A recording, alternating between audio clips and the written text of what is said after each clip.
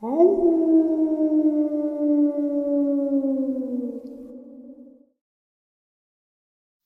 greetings and salutations, everyone. I hope everyone is still doing well, and welcome to, depending on wherever you may live or however you choose to look at your clock, an early morning, middle of the night bonus upload. Before we jump into it, a couple links. As many of you know, I rely on Patreon, PayPal, channel membership, and the merch to help the channel to continue to grow and go. Links to Patreon, PayPal, and channel membership is in the description below. Merch displayed directly under the video. Also, Dogman Frightening Encounters, Volume 1 through 3, the audiobook versions. They were written and researched by Tom Lyons, narrated and produced by me, Jeff Nadolny. Those audiobooks are available on Audible, Amazon, and iTunes, links to which are also in the description as well. And finally, last but definitely not least, if you'd really like to help support the channel to continue to grow and go, simply subscribe. It doesn't cost a cent. Click the like button, takes half a second. If you don't want to miss out on any of the informative uploads I put out daily, click that bell icon, and folks, please leave a comment. Why? Well, because all of these things really do help the channel to continue to grow and go. And yes, folks, they definitely matter. And now, everyone, I have taken far too much of your time. Let's jump in to this early morning or middle of the night bonus upload, shall we? Today's first terrifying experience.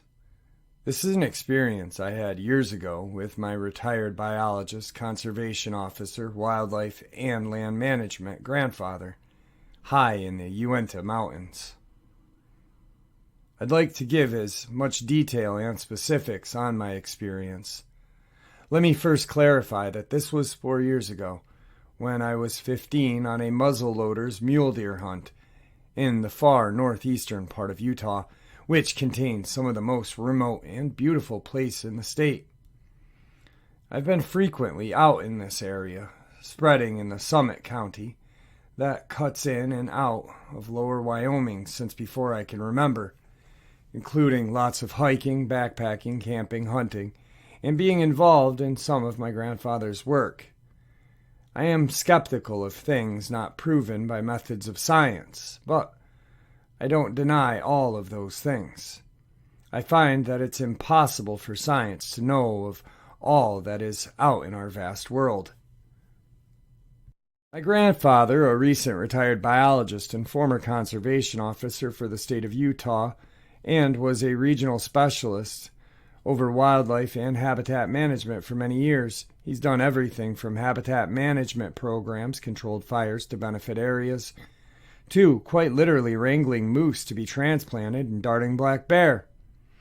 He has seen mountain lion, bear, birds of all kinds, small mammals, plants, and natural phenomena for the majority of his life. He understands so much that many people, including myself, will never even be able to imagine. He's scientific, honest, straightforward, level-headed. He's an agnostic. He's not superstitious, and often used to, lovingly and respectfully, tease a certain CO who thinks certain Bigfoot, Dogman, and other beings exist. Other than this experience, he has never encountered an animal that he could not at least partially, if not completely, identify. And other than the natural innate fear of being in close quarters with a bear, drunk and belligerent hunter, or incredibly potent tranquilizer medication, he has told me over and over he has never been terrified of an animal or an experience like this, only curious or surprised. It was late September, and we were in a small camp by a lake in the high Uinta Mountains, hunting both grouse and mule deer with muzzle loaders. The camp was a small collection of men and women my grandfather had worked with over the years as a supervisor, biologist, CO, and these were people I grew up with. One of the women, a new wife to one of the guys, had shot a buck deer, injuring but not killing it immediately, and they had lost track of it. Devastated by the thought of wasting the animal, she returned to camp in the afternoon upset and concerned that the deer had run into an even more secluded area of the mountain which was hard to reach from the trail that she had shot it from. a place my grandfather was familiar with because it's such a pain in the ass to get to, with lots of deadfall and steep terrain. We volunteered to go in the late afternoon to search for the deer, following a scant blood trail that she had tracked for a while before getting fatigued and intimidated by the terrain, because both my grandfather and I were in fairly good shape, and he was so familiar. It didn't seem like a big deal. Before we left, she had mentioned hearing what she assumed were coyotes, which made her even more concerned that if the deer died, they would ruin the meat and hide before she could even harvest it. We took off in the early evening, expecting to be back within an hour or two after searching and having our guns with us, in case we found the animal still alive or came across another buck worth trying to harvest. It was steep in places, with lots and lots of deadfall of varying heights, making the hike slower and more tedious than we had hoped, making us understand the other hunters' fatigue. She had marked the blood trail with bright orange pieces on the trees, which we followed for maybe 20 minutes, and then it got hard to track. The sun was getting close to setting at this point, and we knew getting out would be just as long as getting in. We had just about decided to stop when we found a spot near a fallen tree that looked like it had been recently bedded down in, followed by splatters of fairly fresh blood, and we continued for longer.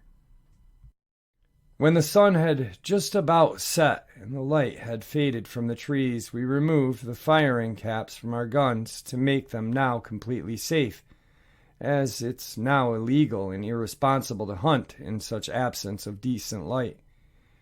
My grandfather pulled out his large Maglite flashlight from his pack, and I put my headlamp on to begin our hike back, using our GPS to find the trailhead. About 10 minutes on the way back, we started to hear more movement among the trees. It was normal for animals to start moving now that the sun had gone down, as animals would likely be starting to head towards clearings for water or to graze in the safety of low light. Small and distant sounds of crunching leaves, pattering of hooved animals, or small bits of movement in the trees from squirrels or birds were common and expected. We did not expect the deafening, disturbing sound we heard next, which vaguely and intently reminded me of a coyote howl, but by a few seconds it was unidentifiable, frightening and human-like. It started with what sounded like a person screaming and then got louder and more intense, with a screech to it, so unlike a coyote or any other animal we had ever heard. Then was the almost chittering that came in between the shrieks, and the movement of the trees became almost calculated, almost threatening. We stopped dead in our tracks, frozen, as my grandfather started using his light to look around. I was far more freaked out than he was at this point. He just seemed perplexed, curious, a bit baffled at what could be making the sound. It sounded human, but with no words, with no urge of tone of help or "I'm just screaming to mess with you." And we continued on. After it mostly stopped and seemed like the other natural and distant sounds had gone almost silent, I listened intently to the sound of my boots crunching with the dry aspen leaves underfoot, trying to tell myself that it was just some weird coyote with a horribly deformed larynx or something like that. Maybe 20 minutes after the main trail that would lead us to the truck, we heard the chattering sound again and sounds of thumping against dead leaves. Looking around with our lights, in between deadfall, maybe 12 to 15 feet in front of us, was a large, human-looking thing. It was almost hunched down with long, slender arms around the front of a standing aspen. The aspen, of course, was pale white, with the knots being dark brown. And whatever it was had skin almost as pale. I caught a very brief glimpse of its face. It seemed round, and the eyes seemed sunken, and I could not tell you the eye color other than a flash reflection of the eye from my light, and that its face seemed sunken and emaciated. I did not see fur or hair. I never felt like it looked right at me, more my grandfather, and just in our direction, almost confused and curious, like he was before with the sound. For a mere couple of seconds I caught a glimpse of it, but that was it. I looked down at the ground, holding my eyes shut tight, trying to imagine being safe and secure in the truck. And my grandfather took a few stumbling steps backward toward me. I heard the thing go off to our side, moving quickly, with purpose through the trees to the side, and then dropped down behind us. I would assume according to the sound, but I hope it went in the opposite direction. My grandfather turned to where it had veered off, as to follow it, but he soon stopped to look at me. I had never before and never since seen him so confused, baffled, horrified, curious, and in awe. I was crying at this point, ugly crying, trying to muffle my shaking breath and voice, and I asked him, what was that? Over and over I asked, and he had no answer for me. He pulled his gun off his shoulder sling and put the cap back on the nipple of the igniter, making the gun live. And then he carried it in front of his body in his arms. He pulled out another headlamp and put it on himself. We were starting to walk again toward the trail as he listed off, talking to himself as to what it wasn't. Things like couldn't have been a deer or an elk or a moose. It had arms. It was hunched. It stood upright. Or a bear. Very sick bear. It couldn't have been a bear. Was it the light? We heard the sound, the screeching human howl, distant once more before reaching the trail, which was dirt and gravel, but fairly flat, no deadfall. We practically jogged back to the truck. I locked the doors immediately and sobbed, and my grandfather turned on the music as loud as possible to try to distract me on the way back to camp. I was a mess when we arrived back at camp, and he went to talk with the others by the fire when he got me settled in my sleeping bag in the bunk. He explained some to his friends, but I don't know all what was said. The next day, everyone was extra sweet to me, trying to comfort me and saying it was probably a sick animal that looked scary in the dark. The deer the hunter shot was found the next day in the daylight, scavenged quite harshly by what I assume coyotes. To this day, my grandfather has no clue what that was, nor what that sound was. And before and since, I've heard both coyote and many other animal sounds that never even compared to it. The scientist in me and in him, the hopeful and blissfully ignorant people in us, hope to speculate it was just a deformed, sick animal in scant light, but I still have no clue of what that thing was, and I hope I never ever experience it again. Today's second experience. I know how crazy this is going to sound. I live in rural Kentucky, but I work in Lexington. I was driving home from work at around dusk, just a few miles from home, when my son calls and says, Dad, there's something attacking the house. And in the background, I hear a loud, deep rumbling noise as if the house is being pelted with rocks, and a sound I can only describe as a deeper version of Godzilla's roar. All of my paternal instincts kick in, and I say, Get my shotgun, you remember how to use it, right? He says, yes. I ask him if he has called my husband, and he says, yeah, but he's further away than I am. I said, okay, I'll be there as fast as I can, but once I get there, turn on the searchlights all around the house. And I sped my Jeep as fast as I could. For this next part, it's important to know I keep myself pretty armed, as I was mugged a few years back, and I don't feel safe without weapons.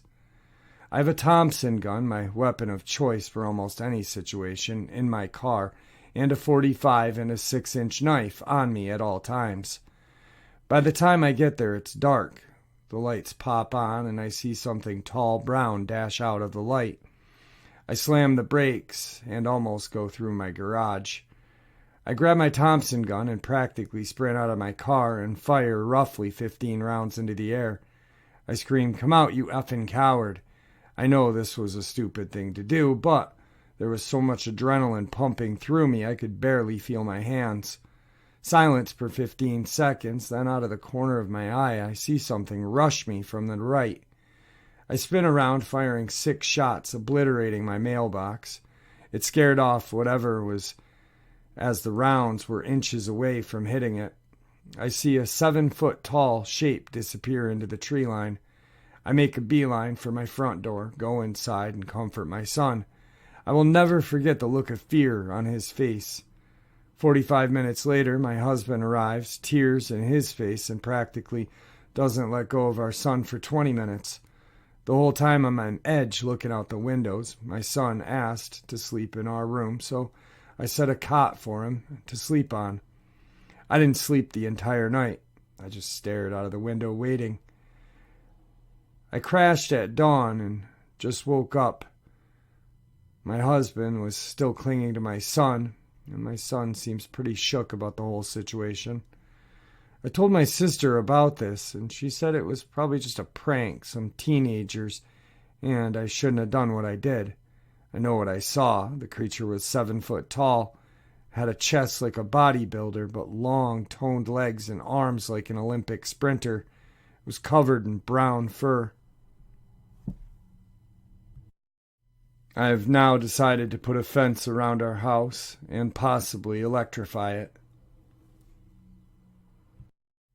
We are going to stay in that state of Kentucky for today's third terrifying experience. Let's all remember that Kentucky is in that hot spot, that hot zone that I call North Carolina, West Virginia, Virginia, Tennessee, Kentucky. For some reason, it's been a hot spot for a very long time. Within the last couple of years, it's been a very, very big hot spot, though. Not saying that any other location in America is not, but I'm just saying for some reason this area has more activity. I was black powder hunting alone in an area far removed from civilization as we know it.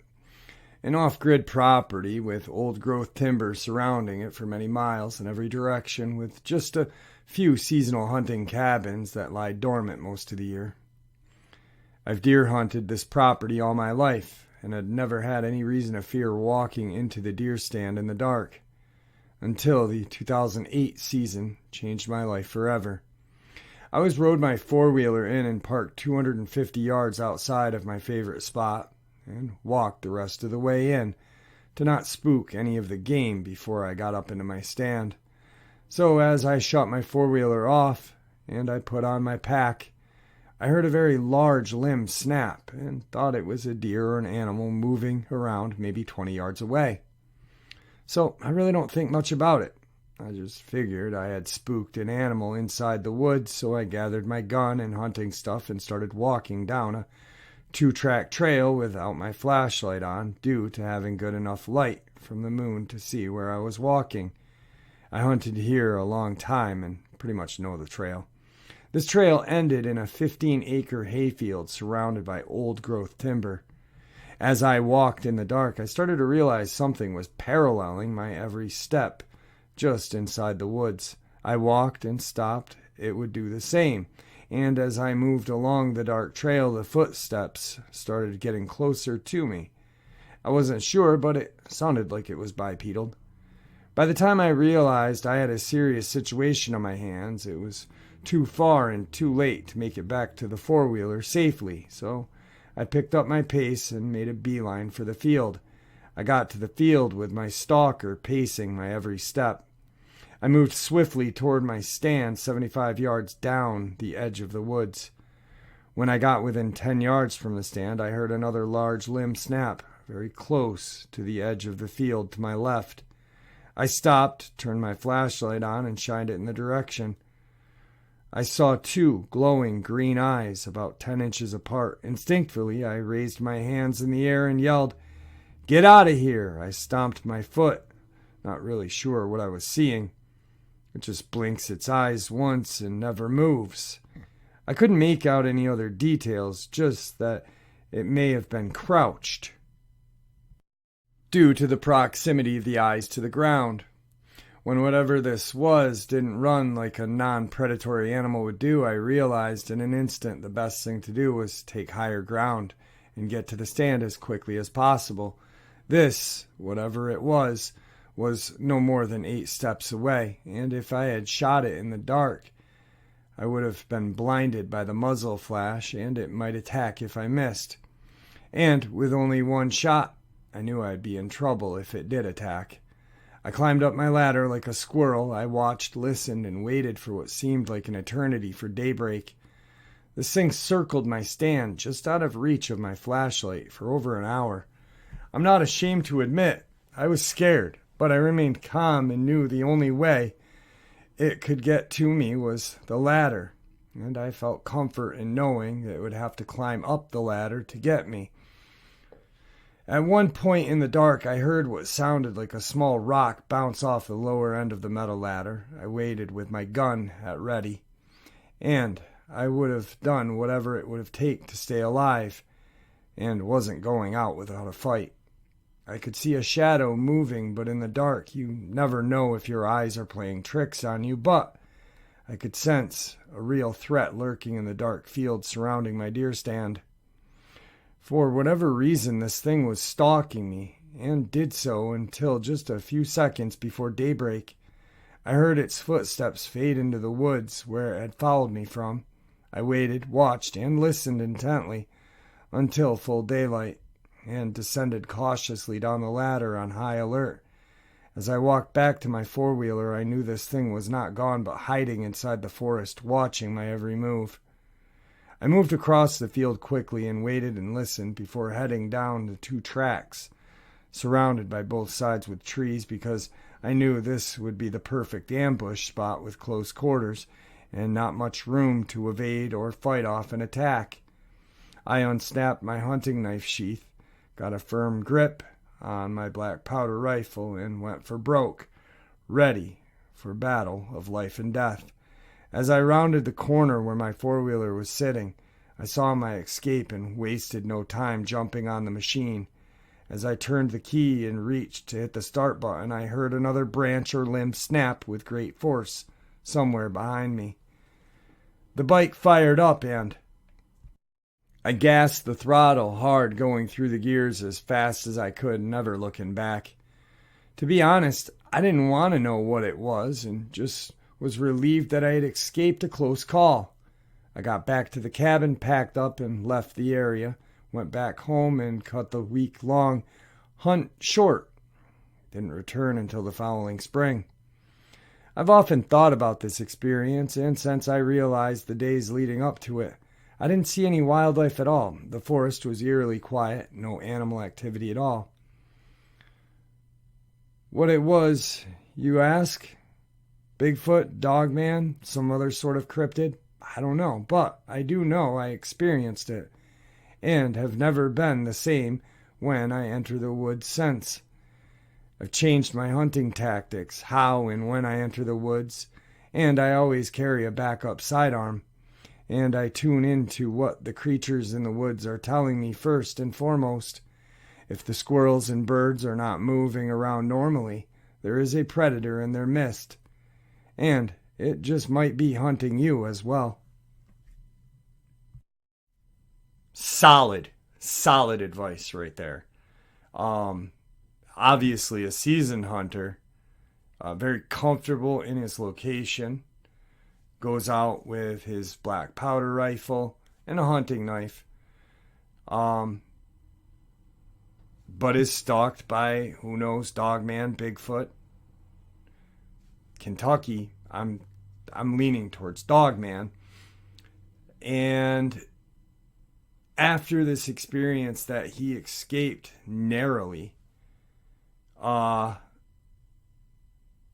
was smart about it. You know, he didn't change his tactics. Most people would just give up hunting. I've known many people that have had these experiences that have hunted all their entire lives, never saw anything, and have one experience and are done completely. And I respect that. But this guy didn't. He changed his whole tactics about hunting, always having a second backup sidearm. But listening to nature is the key, man. It's just the key. It sounded like Biden right there, man. Anyway, definitely, if you're in the woods, you're hiking, you're doing something, always have some sort of protection with you. If you live in a state where you can't carry a firearm, carry a knife with you, carry some bear spray, just something that you can rely on that is stronger and more deadly than your fist, to protect yourself. So definitely a terrifying experience, but definitely a learning experience as well. All right, we are going to end tonight's second half with an experience from my neck of the woods. I've been interested in cryptids for a while now. I'm a hopeful skeptic, but I had something happen while camping that I feel like I should be able to explain. Anyway, a while ago I broke my arm. Stupid accident. I sat on my ass and watched a lot of Netflix for 2 or 3 months. Well, a good friend of mine had called me and asked if I was up for an overnight camping trip to our favorite spot, just inside the Adirondack State Park, west and south of the town of Wells, New York. Of course I was. We got everything ready, food, water, whatnot. I left my house at around 6 p.m. We just wanted to make a fire, have some dinner, shoot the breeze, and relax, do some hiking the next day, and go home. We got there a couple hours before dusk, set up the camp. My friend hasn't camped since he was a preteen, whereas I've camped my entire life. We're both in our early 40s. The place was almost deserted. There was a family with a camper almost a mile away from us. This is actually a trailhead with campsites littered along an 8-mile dirt road. We did that we intended for the night. My friend slept in his car. I set up my hammock about 30 yards away, 5 or 6 feet from the fire pit. At around midnight, and a lot of people said no, I wasn't drunk or on drugs. We had both had some alcohol. I like to drink, but not excessively while camping. I'm there to enjoy nature, not get screwed up. I can do that at home. I was awoken at around 3 in the morning to a noise of my friend's car door slamming. I peer over and his dome light's on, and he seems to be looking for something. The dome light goes off, but now I'm awake. I keep peering over, and a few minutes later the flashlight on his phone is on, and it looks like he's shining it out the window, still looking. What is going on, I think? Did he hear something? Needless to say, I didn't go back to sleep easily. I was fairly certain I could hear coyotes yipping and fighting in the distance. At around 4 in the morning, I thought I heard a loud noise. We were camping right next to the river, and the noise sounded like a whoomph, like a giant clearing its throat. But from the other side of the river. It was pitch black out there, and I started to feel uneasy. I kept peering over to my friend. The sun is set to rise in about an hour, and I heard scratching, a digging noise. Peeking over again, I thought I saw a shadow near my friend's car. I took out my phone and just opened the main screen instead of the flashlight. There were 2 distinct pairs of eye shine to the right of his car, a yellowish white and low, maybe 1 to 2 feet off the ground. I was scared, in a place I loved since I was a teen, a place I've always felt safe. Then the left pair started moving in kind of a circular motion.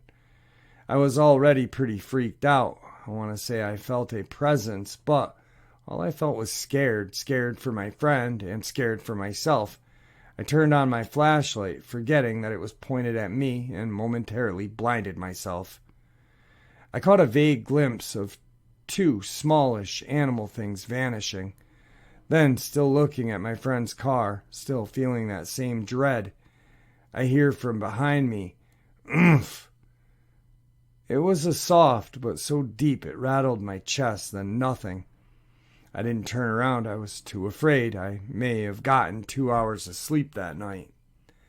I had a bad dream a few hours that I did sleep. In the morning, my friend and I had some food. I asked him what he was doing at around 3 or 4.